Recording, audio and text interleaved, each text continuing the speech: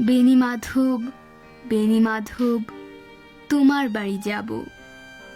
বেনি মাধব, তুমি কি আর আমার কথা ভাবো? বেনি মাধব মোহন বাঁশি তমাল তুরমুলে বাজিয়েছিলে, আমি তখন মালতী স্কুলে। ডেস্কে বসে অঙ্ক করি, ছোট্ট ক্লাস ঘর, বাইরে দিদিমণির পাশে দিদিমণির বর। আমি তখন নবম শ্রেণী, আমি তখন শাড়ি। আলাপ হলো বেনি মাধব সুলেখাদের বাড়ি।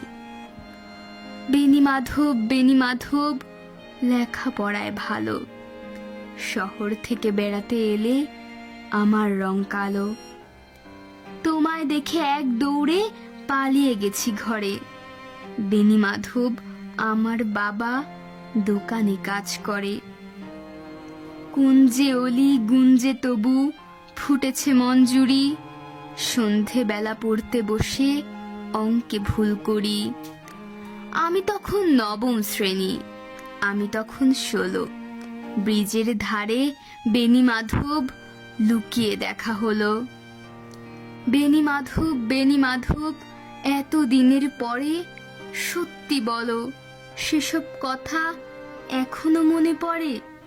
সেসব কথা বলেছ তুমি তোমার প্রেমিকাকে? আমি কেবল একটি দিন তোমার পাশে তাকে দেখেছিলাম আলোর নিচে, অপূর্ব সে আলো। স্বীকার করি দুজনকেই মানিয়েছিল ভালো। জুড়িয়ে দিল চোখ আমার, পুড়িয়ে দিল চোখ।